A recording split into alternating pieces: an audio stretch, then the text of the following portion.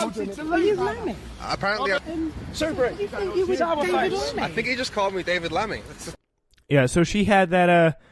She had all that just being mobbed out of the way. Just see here the scenes of chaos after that. So a leader of a far-right mob, James Goddard, who had been filmed recently hurling abuse at Owen Jones, a Guardian's columnist and labor supporter, and screaming that a brown-skinned police officer who interrupted his harassment was fair game and I ain't even effing British. So that's Owen Jones. Yellow Vest leader James Goddard, and they're all leading the protest. It's crazy there at this point. So, the unruly mobs on the street are generally small. Some members of May's government had argued that it's essential to honor the result of the 2016 referendum to avoid fueling that sort of rage. Supporters of the second referendum, like former BBC journalist Gavin Elser, are not persuaded there, saying it's fascinating how the argument for Brexit has changed from sunlit uplands to Brexit dividends to do Brexit or the neo-Nazis will get angry. Is this the best this brain-dead government can come up with? Appeasement didn't work and won't work now. That is a very interesting way of putting it. Hashtag and then hashtag Daily Fail, because the hashtag Stop Brexit, hashtag Daily Mail sucks, because he was retweeting a Daily Mail tweet. Yeah, so while polling shows growing support actually for a second referendum as the country tires of a focus of Brexit and all but blots out all other concerns, the costs of leaving the EU have become more clear. May is steadfastly opposed to another vote. The means legislation mandating a new referendum would have to be embraced by Corbyn, who fears alienating the significant minority of Labour voters who support Brexit to please the larger numbers that want to stop it. So he's in a very tough situation where he has to play to his party and his constituency, where he is not entirely sure what's going to happen. So there's a minority, pretty significant minority, that say don't do another vote, and there's a large majority, and pretty aggressive majority as well. I keep thinking of J.K. Rowling here, who are pissed at him, who say, okay, Jeremy, you need to stop. You need to do another referendum. That's awful. So that's pretty much going on in Brexit right now. We got that settled for you there. Move now from Brexit to another news item. The government shutdown now, day 27, as the Federal Aviation Committee, according to documents unearthed by TYT's Ken Klippenstein, give a shout out to that boy, doing a great job. Shout out to Ken. Federal Aviation Administration has warned its employees regarding restrictions on partisan political activity. An internal FAA email obtained by TYT reads, saying, and this is pretty awful, employees are responsible for acquainting themselves with restrictions on partisan political activity and for not engaging in any prohibited actions. It is important to ensure that remarks made by in any forum, regardless of made in connection with work or by a person identified as an FAA employee, comport with governing rules and regulations. This email was sent on January 9th by an FAA administrator, according to an FAA contractor who requested anonymity to avoid retribution. The subject line reads, internal management guidance regarding expression of views reminder. And again, keep in mind here, some of these people are going to have to come out and work without pay. And the rest don't have to work, but they're not being paid. They are being forced to kind of live this out, and it just absolutely sucks for them. And of course now they can't even say how they feel about it. It's like don't talk partisan about it, which is it's really rough, really rough that this is happening. So FAA includes like air traffic controllers, pilots, stuff like that.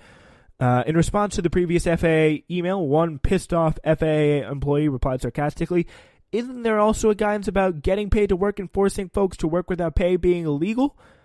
That's a good point there. And the fact that these people, the FAA, TSA, they could very easily, and I think this is something they should do, like they could all go on strike. They could if this shutdown really wanted to end if they really wanted the shutdown to end quickly, I think there's only really one solution. TSA, FAA, go on strike. The entire air system, like the entire system of the air. I don't like the flights, the thousands upon thousands of flights that go off each day in this country. It may even be like 1 million. I don't even know. Like they would grind to a halt. Our transportation system in the air would grind to a halt, and if these people went on strike, and that would speed things up. Like that would speed things up very quickly. No flights. Every single flight canceled. And yeah, if they even threaten to do that and look serious about it, you better believe there will be a shutdown deal on the table like that. I don't know if it would be the Democrats who would cave first or the Republicans, but there will be some serious changes. That affects businesses, that affects major businesses. If you don't got FAA people coming in there to work, yeah, it's going to be very, very drastic. So according to a source inside the FAA, not paying air traffic controllers is akin to not paying ER doctors. These people are smart and have incredibly hard training and literally hold lives in their hands. They're continuing to show up without pay because they truly care about the safety of people within their care. Labor unions representing the FAA workers have raised concern about the effect of shutdown on air traffic safety. People get on planes and think the pilot's in control. The pilot's not in control. They're just hitting buttons. The controllers are keeping planes from hitting each other on the ground, the source explains. Yeah, it's a pretty big deal. Air traffic controlling, very, very, very, very important because, yeah, that's, as for those reasons explained. Over 24,000 FAA employees are working through the shutdown without pay. Really, really rough. So yeah, screw them, screw all these people, and I think something really needs to change it. So, yeah, hashtag where's Mitch? That is a very, very important point to realize. Where is Mitch? All right. You know what? Actually, it's very, very rough. Very, very rough for these people. I mean, it's starting to, the shutdown's at a point where it's almost a month now. It's going to be day 28 tomorrow. Yeah, day 28. Day 28 tomorrow. We're going to have, of course, coverage in the morning with Wake Up for you. The Wake Up, tune in, subscribe, do whatever you got to do to check that out. And, yeah, that's something that I think you should definitely do. But we will cover for you as long as it goes on. So it's going to be very rough. Anyway, really kind of dumb story right now. More publicity sounds from the president as day 28 of the shutdown is tomorrow. On Wednesday, Nancy Pelosi told Donald Trump that the State of the Union would be postponed or canceled because of the shutdown. On Thursday, Donald Trump replied in an even-keeled and definitely not petty and vindictive way. Dear Madam Speaker, due to the shutdown, I'm sorry to inform you that your trip to Brussels, Egypt, and Afghanistan has been postponed. Okay. Strike back from the president, Thunder Mountain. We're canceling your trip to Brussels. Yeah, so that's what she says. We will reschedule the 7-day excursion when the shutdown is over, calling it an excursion. Again, another sarcastic, incredibly sarcastic. Again, 800,000 great American workers are not receiving pay. He seems to really care so much about that. He's keeping these people from receiving pay. And he says, I'm sure you would agree that postponing this public relations event is totally appropriate. I also feel that during this period, it would be better if you were in Washington with me and joining the strong border security movement to end the shutdown. Obviously, if you would like to make your journey by flying commercial, that would certainly be your prerogative. I look forward to seeing you soon and even more forward to watching our open and dangerous southern border finally receive the attention, funding, and security it so desperately deserved. So, yeah, incredibly sarcastic, incredibly petty, not going to do anything. Like, literally, Trump has done nothing to help ease the shutdown except for make it worse. I mean, Democrats, they've moved closer to compromising than Trump has. As I've said this before, like, we could easily be out the door with $2.5 million without a second thought. But, of course, it has to be 5.7. Has to be 5.7. Yeah, no deal except for 5.7. No DACA amnesty. And, yeah, so that's, if you want to really look who's to blame for the shutdown and who's keeping these great American 800,000 federal workers from receiving pay, it's him, and there's no question. And, yeah, oh, by the way, Pelosi's trip to Afghanistan had been a closely held secret to security concerns, of course. Steve Scalise mentioned Pelosi was headed to Brussels in the press this morning. And that angered the Democrats. So, of course, Trump went off and decided to use it. Excellent. See where government is really making progress here, and Trump is still being a childish baby. Okay. Apparently, again, this is fun. Trump reportedly did not want Puerto Rico to get a single cent after Hurricane Maria. Here's the quote. Trump told then White House Chief of Staff John Kelly after this hurricane happened, in this Washington Post story. This is where the revelation came from. Pam Patunde, Ben Carson's deputy, departing the Housing and Urban Developments, according to the paper, which cited 5 sources. Disagreements over disaster relief response after Hurricane Maria pummeled the island were a major reason for her leaving. What was the disagreement that you ask, according to the Washington Post? This is the disagreement here. Trump told then White House Chief of Staff John Kelly and then OMB Director Mick Mulvaney that he did not want a single dollar going to Puerto Rico because he thought the island was misusing money and taking advantage of the government, according to a person with direct knowledge of discussions. POTUS was not consolable about this. He said, you know what should happen instead? More money should go to the white people in Texas and Florida. Those brown people on the island, who cares?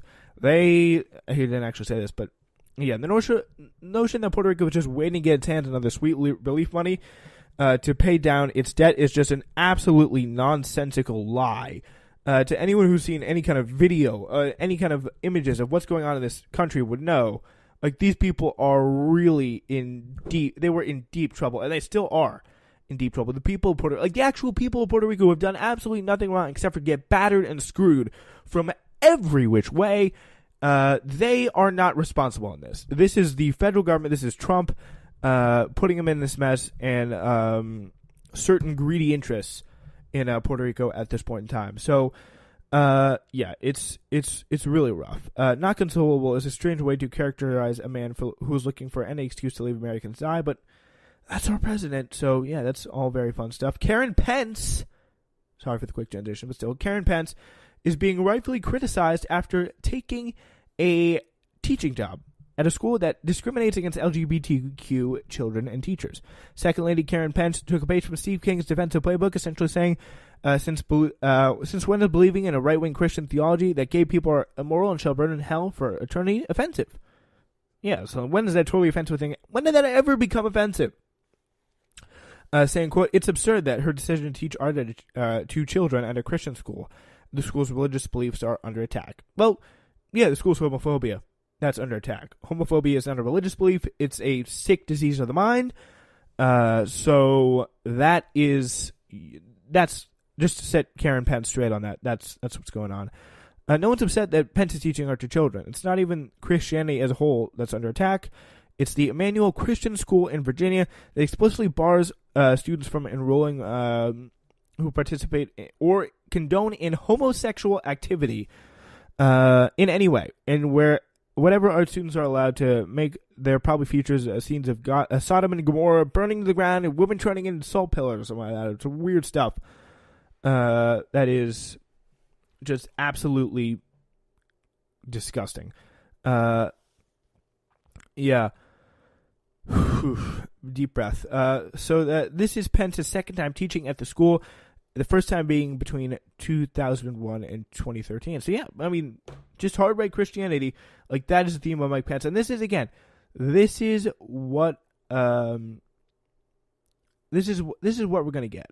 This is what we're gonna get from a new hypothetical Mike Pence presidency. Like tons of restrictions on gay people, but he's just not going to say the quiet part loud like Trump does. Like that is what we get from these people. Just tons of hatred of gay people, LGBT community. Like people say, oh, this isn't a big deal. Like you're wrong. Like this is very clear and prevalent. Like if you have that kind of mindset towards a school, like where you know that's like what was the thought process behind this? I mean, are they also incompetent as a Trumps where they just step in their own poop all the time? Like this was a true Trumpian move to just come out and do that. But still, again, it's very disturbing that she thought that would be okay to do. Like, because we're living in a world where these people exist, that like they actually want to have lives, and the fact that like the second lady of the United States thinks it's okay to come in and teach a school that does that it's very disturbing. Like, think about the type of lines that are running our government. Of course, though, this is not really anything new. We all know they kind of thought this way for a long time, but still, that doesn't make it any less disturbing. All right, yeah, that's